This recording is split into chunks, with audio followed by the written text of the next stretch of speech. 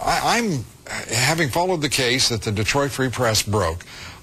Did your initial information on this case come from the Detroit Free Press? Yes, it did. The Detroit Free Press are the ones that broke the story, and we began an investigation shortly thereafter.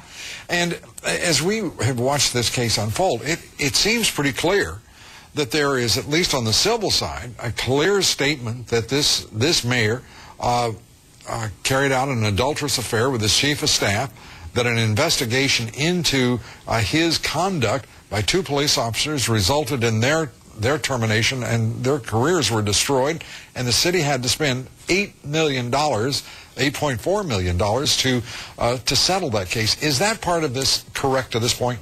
That's part of our case, and certainly we charge 4 perjury cases. 2 counts are based on lying under oath at the trial based on the relationship, and 2 counts are based on the lying about the firing of Gary Brown. And as I watched you enunciate these charges against those folks, I have to tell you, Kimworthy, my thought was I would not want you after me. I mean, you are straightforward. You're very businesslike. Is there any political acts in this thing whatsoever? No, there's not. I mean, basically, I'm the elected prosecutor for Wayne County, which is 43 cities. Detroit is the largest city. I have no axe to grind with anyone. We were simply doing our jobs. It happened in my jurisdiction, so we investigated and we'll prosecute it in my jurisdiction. Then if you would help us all out understand the politics of Detroit. This mayor is on the record as having been adulterous, having carried out an affair with an employee of the city of Detroit, destroyed the careers of two law enforcement agents. The city cost $8 million, and this mayor is promising not to quit.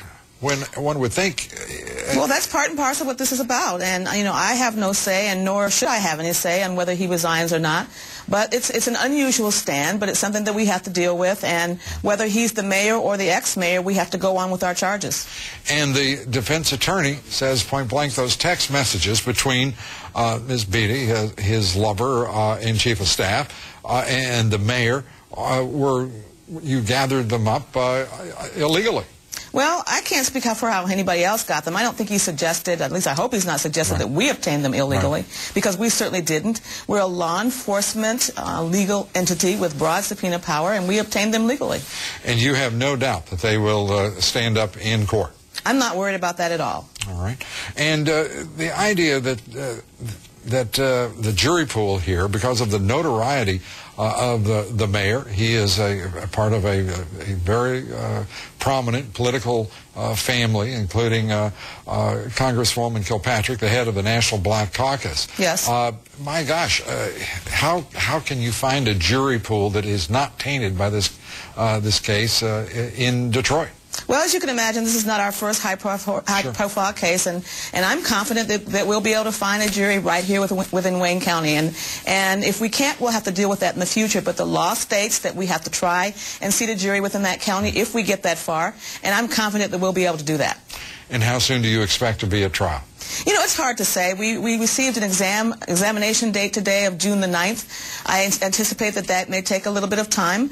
And here we have a 91-day track, and that means that within 91 days after the arraignment on the information, we expect this case to be tried. So it should be fairly quickly, but of course I can't guarantee when it will be tried. Kimworthy, thank you very much for being with us. We appreciate it. Wayne County Prosecutor Kim Worthy.